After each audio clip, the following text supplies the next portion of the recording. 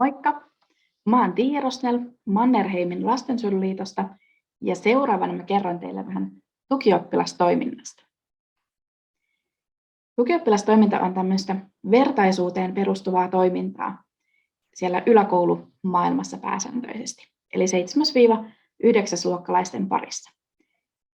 Nämä vanhemmat oppilaat, 8-9-luokkalaiset, on apuna ja tukena yläkoulutaipaleensa aloittaville 7-luokkalaisille. Mutta voi myös, jos on vaikka yhtenäiskoulua, niin voi olla myös tukioppilaat apuna ja tukena niille nuoremmillekin oppilaille. Ei ole niin tarkkaan rajattu sitä, että millä luokka-asteella tätä toimintaa pelkästään toteutetaan. Mutta pääsääntöisesti yläkoulumaailmassa. Ja nuorille suunnattua toimintaa. Eli nuoret järjestää, nuoret tekee, nuoret auttaa ja tukee niitä toisia oppilaita siellä koulussa. Tämä tukioppilastoiminta tarjoaa rakenteen monenlaisten hyvien asioiden tekemiseen siellä koulussa. Eli siellä paljon tehdään jo hyvää, mutta myös tukioppilastoiminnalla voidaan vähän lisätä sitä ehkä yhteisöllisyyttä tai osallisuutta siellä koulussa. Tukioppilaat on mukana niin tapahtumien järjestämisessä kuin ihan joka päivä näyttävät esimerkkiä tällaisesta ystävällisestä ja muut huomioivasta käyttäytymisestä.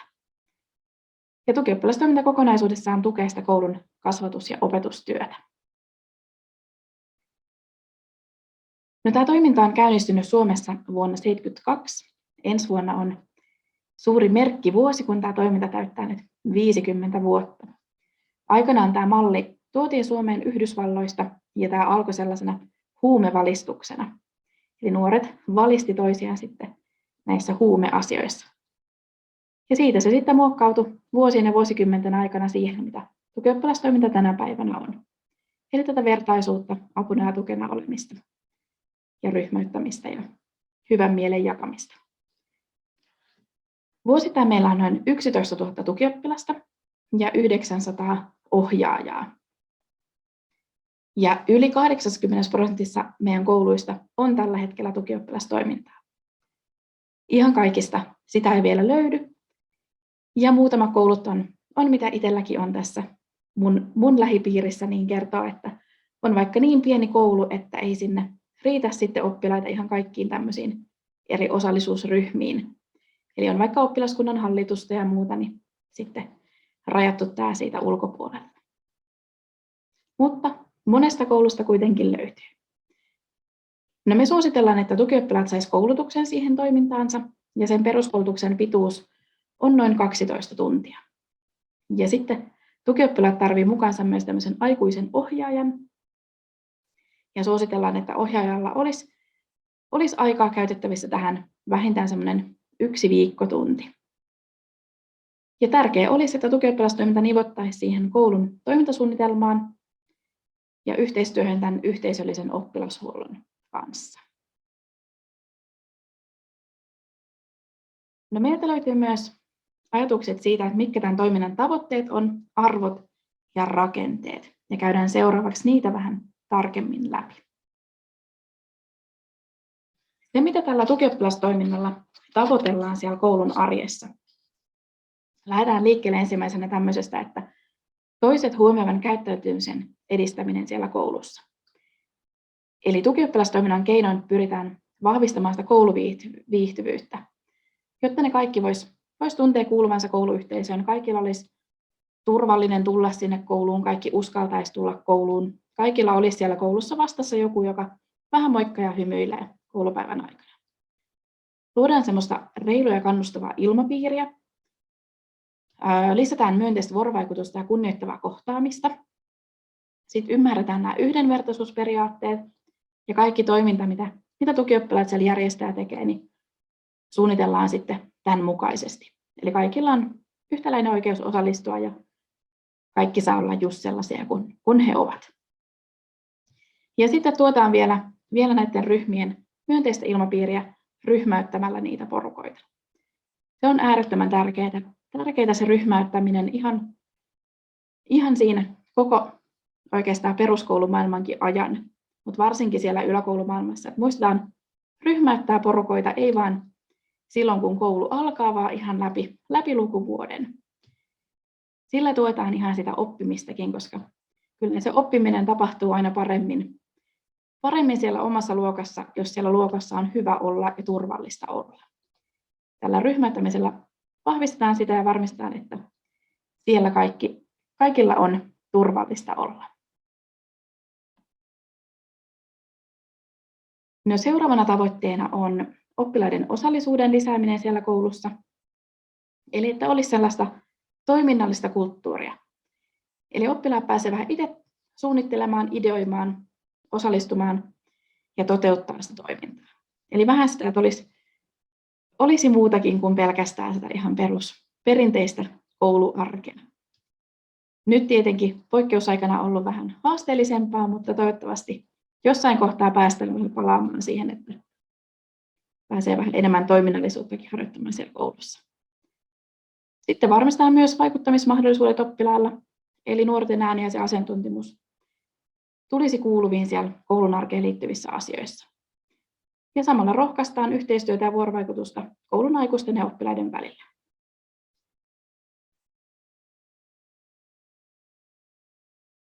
No, yhtenä tavoitteena on myös yksilönä kehittyminen, eli myös, että nämä tukioppilaat saa tästä itselleen erilaisia taitoja, mitä he elämässään tarvitsevat. Eli harjoitellaan vähän rohkeutta ottaa näitä asioita puheeksi, vaikuttaa niiden ratkaisemiseen. Eli jos he näkee vaikka kiusaamista, niin harjoittelee sitä, että miten kerrotaan siitä sitten aikuisille eteenpäin. Sitten sosiaalisia taitoja, empatiakykyä, miten toimitaan vastuullisesti niin kouluyhteisössä kuin vaikka nettiympäristöissä. Harjoitellaan vastuunkantamista, aktiivista kansalaisuutta ja sitten suunnittelu-organisaation taitoja sekä tiimityöskentelytaitoja. Eli aika perustaitoja, mitä tässä on, mitä tarvitaan vaikka työelämässä tänä päivänä kyllä todella paljon. No, sitten vielä 4. tavoitteena meillä on täällä ongelmien ennaltaehkäiseminen kouluyhteisössä. Esimerkiksi tukioppilaat on tämmöisinä vähän niin kuin tuntosarvina siellä koulun arjessa, koska he näkee ja kuulee tosi paljon enemmän, mitä siellä koulussa tapahtuu tai vapaa-ajalla tai sosiaalisessa mediassa, kuin mitä sitten taas te koulun aikuiset kerkeette ja ehditte näkemään ja huomaamaan. He näkee sellaiset pienetkin jutut, mihin ei vaan se aikuisten aika sitten aina riitä. Mutta hyvä olisi, jos tukioppilaat toisi näitä asioita vähän myös sitten siellä koulumaailmassa esille. Sitten ehkäistään sitä kiusaamista ottamalla ennakkoon loukkaava kohtelu puheeksi ja aina kun sitä huomataan. Eli he kertoo näistä asioista, mitä he näkee ja kuulee ja kokee. Tukioppilaiden tärkeä tehtävä on kertoa aikuisille, jos he huomaa, että jotain tapahtuu tai joku jätetään ulkopuolelle. Ja myös, että aikuiset osaa sen tehdä niin, että ei tarvitse tukioppilaiden pelätä, että he jää siitä jotenkin kiinni, että he ovat kertonut näitä asioita eteenpäin. Sitten torjutaan sitä yksinäisyyttä ryhmäyttämällä, tervehtimällä, toiminnalliset tehtävät. Tarjotaan niitä tutustumismahdollisuuksia. Luodaan sitä myönteistä ja kaikki mukaan ottavaa ilmapiiriä. Eli ollaan sitä yhtä porukkaa ja semmoista luokkahenkeä ja hyvää kouluhenkeä.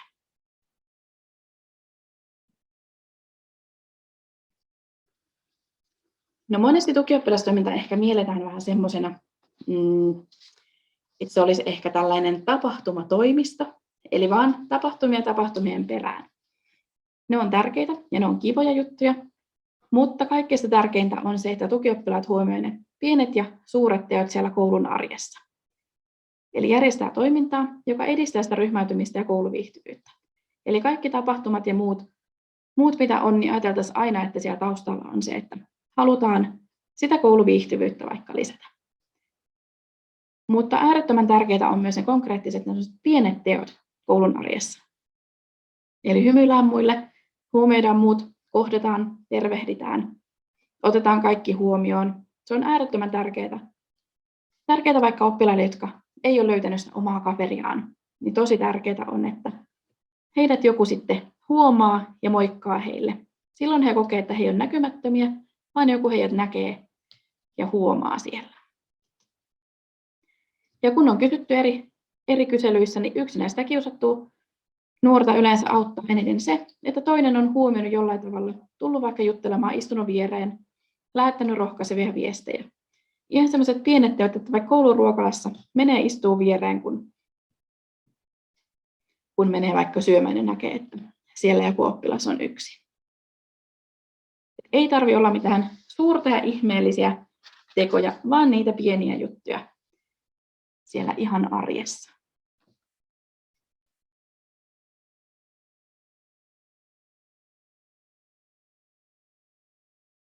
Sitten me ollaan myös mietitty vähän, että mitkä on ne tukioppilastoiminnan arvot.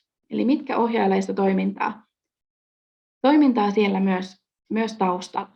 Eli mitkä on niitä tärkeitä asioita. Tärkeää tukioppilastoiminnassa on osallisuus.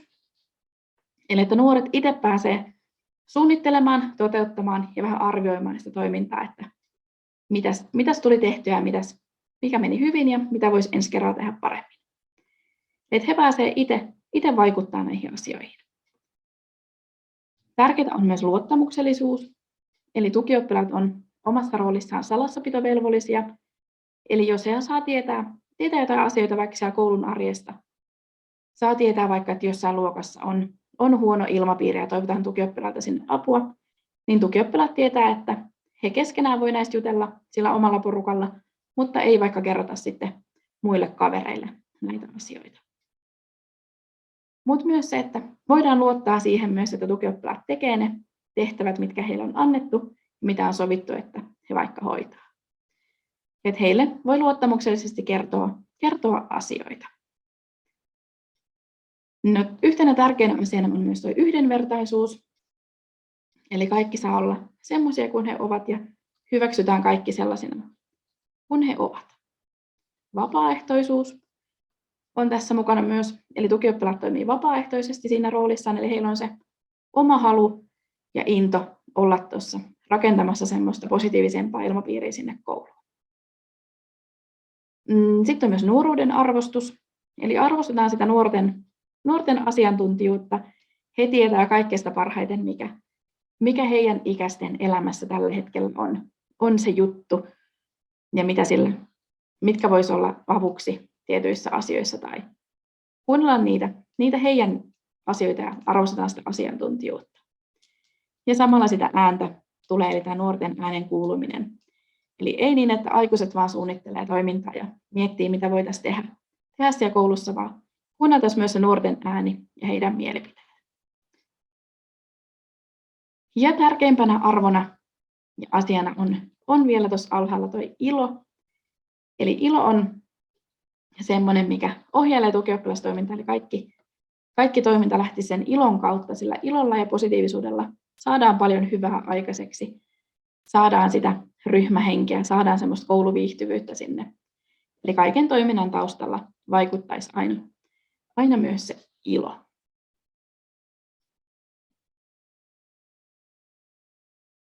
No sitten meillä on myös vähän mietitty tämmöisiä laatukriteereitä.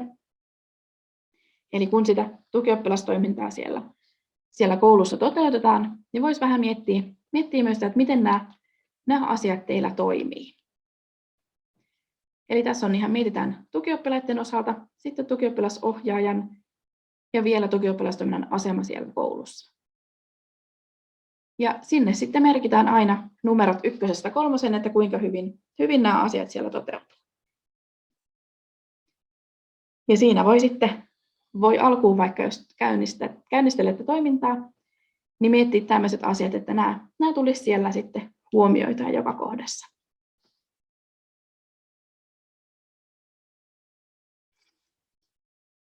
No, jotta ne nuoret pääsee toimintaan mukaan ja pääsee toimimaan siellä koulussa, niin he tarvitsevat avukseen myös tukioppilasohjaajan. Se voi olla kuka vaan sieltä koulun henkilökunnasta.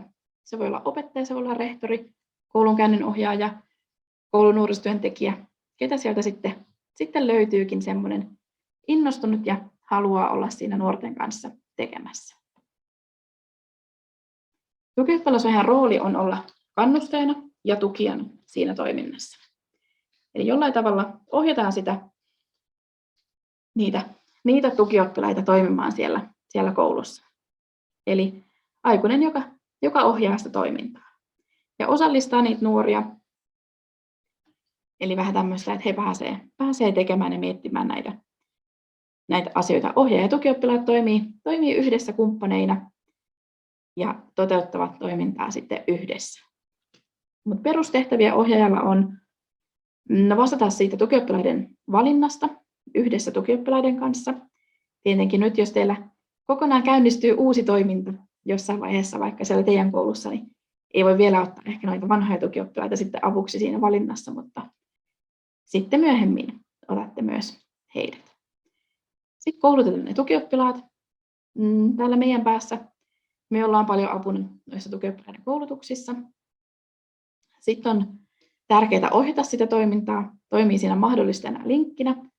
Pidetään säännöllisesti yhteyttä tukioppilaisiin, innostaa heitä ideoimaan, huolehtii, että toiminta vastaa tavoitteita ja kannustaa, innostaa ja myös muistuttaa.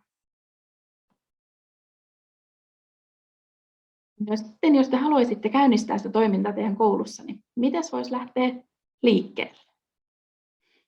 No, tähän on listattu seuraavaksi 12 askelta, millä pääsette hyvin alkuun. Eli ensimmäisenä on hyvä miettiä tämmöinen käynnistystilaisuus. Eli siinä koulun johto, henkilökunta, tutustutte yhdessä vähän tukioppilastoimintaan, mitä se voisi olla. Luette vähän, mitä muilla kouluilla vaikka on, luette meidän oppaita, selailette meidän nettisivuilta asioita ja tutustutte siihen vielä vähän tarkemmin. Ja mietitte, että onko se semmoista toimintaa, mikä sinne teidän kouluun sitten vaikka sopisi. Ja jos tuutte siihen tulokseen, että kyllä, tämä voisi olla semmoista, mitä ainakin kokeillaan, niin se olisi tärkeää, että nivotaan se myös yhteen tuohon koulun hyvinvointityöhön. Eli mietitte, miten se kirjataan sinne hyvinvointisuunnitelmaan. Sitten mietitään vähän pitkän tähtäimen tavoitteita, mitä sillä toiminnalla halutaan saavuttaa.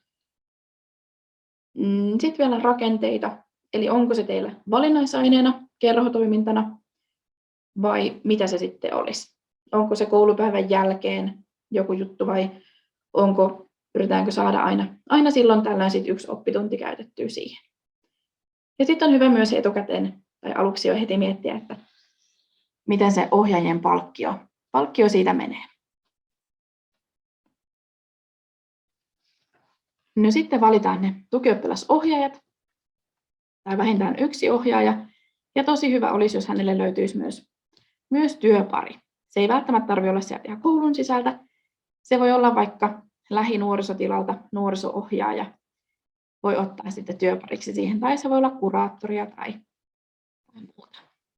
Aina on hyvä, jos olisi kaksi ohjaajaa siinä, niin he saa toisiltaan myös sitten tukea. Ja jos ei toinen aina ehdi kaikkeen mukaan, niin sitten jos toinen vaikka ehtii. No meiltä löytyy sitten ohjaajien perehdytystä ja tukea. Eli ohjaaja voi osallistua meidän koulutuksiin. No sitten on myös tärkeää valita ne tukioppilaat. Eli ensin laittaa vähän ilmoitusta oppilaille ja sitten valita sieltä se hyvä porukka. Koulutetaan nämä tukioppilaat. Laaditaan tukioppilaiden kanssa tämmöinen vuosisuunnitelma. Eli mitä lukuvuoden aikana tulee tapahtumaan ja miten sitten se sopii yhteen tuon koulun toimintasuunnitelman kanssa. No sitten on hyvä miettiä myös etukäteen vähän tämä tukioppilaiden osallistumisen käytännöt selkeiksi. Eli missä ja milloin tukioppilaat kokoontuu, onko se välitunnilla, onko se koulupäivän jälkeen, onko se oppitunneilla. Ja millä ehdoilla voi olla pois oppitunneilta ja miten sitten ne poissaolot korvataan. Eli jos tukioppilaat vaikka suunnittelee, että he pitäisi vaikka 7-luokkalaisille ryhmäytystunteja ja siihen tarvitaan suunnitteluaikaa. Ja jos he on vaikka sitten pois omilta tunneiltaan, niin miten he sitten korvaa sen, että he on ollut pois. Nämä on hyvä kaikki miettiä vähän etukäteen, niin sitten välttyy siltä jälkikäteen spekuloinnilta, että mitäs nyt on, miksi se on taas ollut pois sieltä tunnilta. No sitten on hyvä myös tiedottaa asioista. Eli hyvä tiedottaa kaikille oppilaille, keitä nämä tukioppilaat milläkin hetkellä on, että ketä sieltä löytyy sellaisia oppilaita, mitä he tekevät ja missä tilanteissa heiltä voi pyytää apua ja tukea. Ja sitten vielä viimeistään siinä lukuvuoden päätteeksi on hyvä myös arvioida toimintaa. Ja varsinkin, jos se toiminta on vasta käynnistynyt, niin että tukioppilaat, tukioppilasohjaaja ja vaikka koulun johto yhdessä vähän arvioi sitä toimintavuotta. Mutta myös koulun oppilaille voidaan tehdä vähän kyselyä, että miten muiden oppilaiden mielessä tämä tukioppilastoiminta on näyttäytynyt.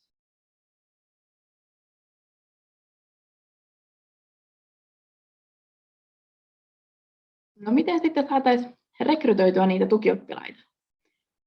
Eli toiminnassa tietenkin pitää ensin kertoa, pitää heille ensin saada heidät innostumaan siitä, että he haluavat tämmöiseen toimintaan lähteä mukaan. Eli se vaatii vähän alkuun sitä pientä innostamista aikuisilta myös. Mutta voi käyttää tämmöisiä valmiita hakemuslomakkeita.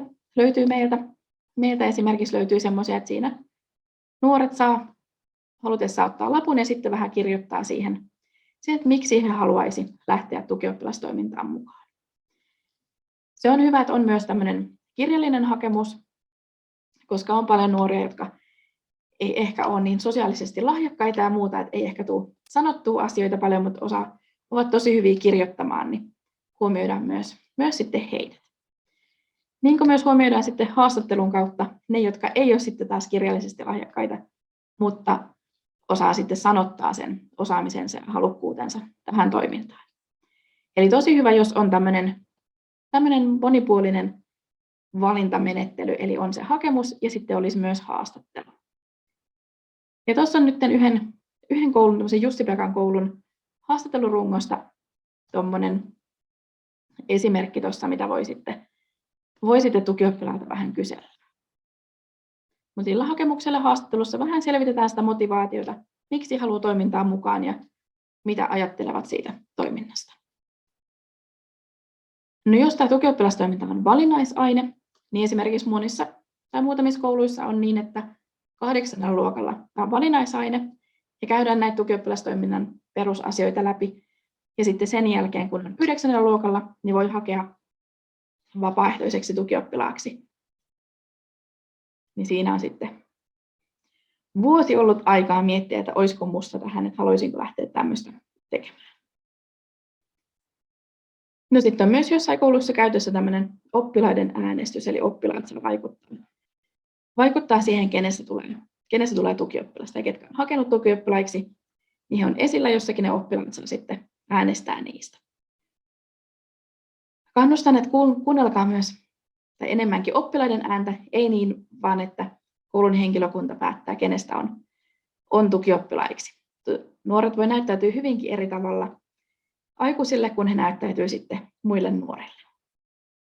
Eli tästäkin tilanteessa tuo nuorten äänen kuuleminen on äärettömän tärkeää. Ja tukioppilaiksi on hyvä valita erilaisia oppilaita, erilaisia persoonia. Kaikkien ei tarvitse olla tosi sosiaalisesti taidokkaita ja lahjakkaita ja heittäytyviä, vaan voi olla, että siellä on vähän hiljaisempia, on vähän semmoisia, jotka ei niin innokkaasti aina lähde ensimmäisenä suunnattomana järjestää jotain asioita. On hyvä, että siellä on just monenlaisia, he yhdessä täydentää sitten toisiaan ja heissä tulee hyvä porukka, kun kaikilta löytyy vähän niitä omia taitoja ja omia juttuja, mitä he saa siellä ryhmässä sitten tehdä. Tukioppilasryhmään voi ottaa mukaan myös vähän haastavampia oppilaita. Joskus he pääsevät vähän sitten ehkä kasvamaan siinä toiminnassa ja sillä koulumenestyksellä ei ole merkitystä sitten siinä, voitko olla hyvä tukioppilas vai et. Eli tukioppilaan ei tarvitse olla mikään 10 oppilas, vaan ihan kaikenlaisia oppilaita siellä tarvitaan. Voi olla, että sulla ei ole akateemista menestystä kauheasti, mutta oot vaikka tosi huomioiva muita kohtaan ja auttavainen muita kohtaan, niin sillä ansiolla voi sitten olla äärettömän hyvä tukioppilas. Ja joskus voi myös miettiä, että on vaikka semmoinen nuori, joka on jäänyt vähän kaikkien porukoiden ulkopuolelle, niin hän haluukin tukioppilaaksi ja otetaan hänet siihen tukioppilasryhmään mukaan, niin hän saakin sitten siitä semmoisen oman porukan, mihin kuulua ja saa semmoisen positiivisen kokemuksen muiden nuorten kanssa toimimisesta, niin sillä voi olla tosi iso merkitys tämän nuoren elämässä sitten jatkossa.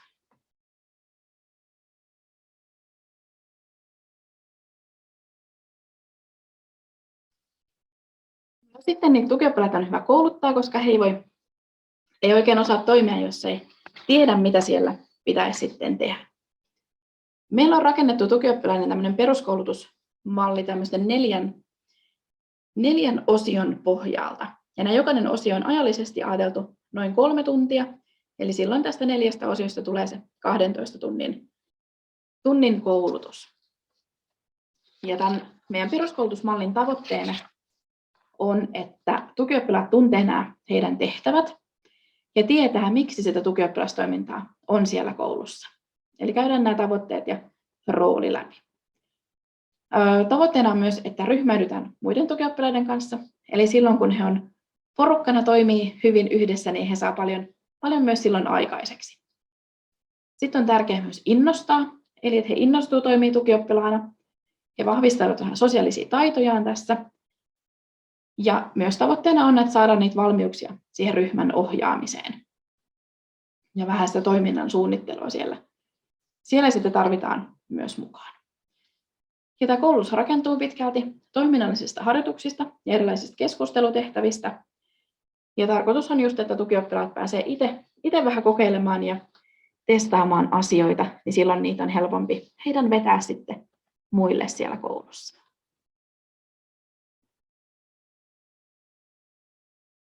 No, tässä on tämmöinen nopea pintaraapaisu ollut nyt tähän tukioppilastoiminnan maailmaan.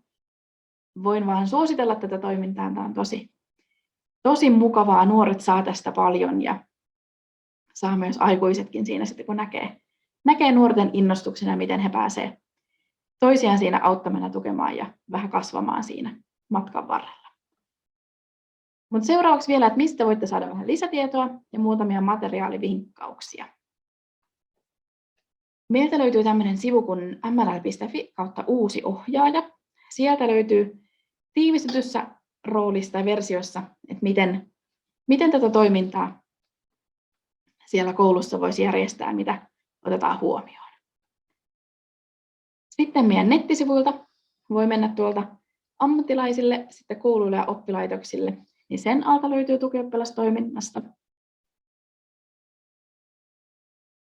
Ja sitten nuorille voi vinkata, jos on niin, että en tiedä miten tämä taipuu sitten eri kielille, mutta jos suomen kieli on tuttua, niin voin käydä tuolta nuorten netistä vielä lukemassa myös tukioppilastoiminnasta.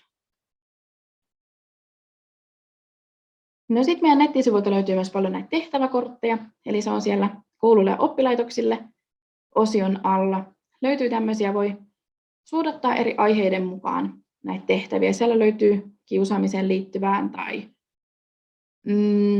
löytyy vaikka ryhmäyttämiseen tai kaveritaitoihin tai tunnetaitoihin tai muuhun liittyviä harjoituksia. Voi sitä aihetta miettiä ja sitten vähän kohderyhmää kestoa. Voi myös, mutta aika hyvin se suodattaja, kun laittaa tuon aiheen pelkästään, niin sieltä löytyy vaikka mediakasvatukseen liittyvät harjoitukset, kaikki siitä samasta.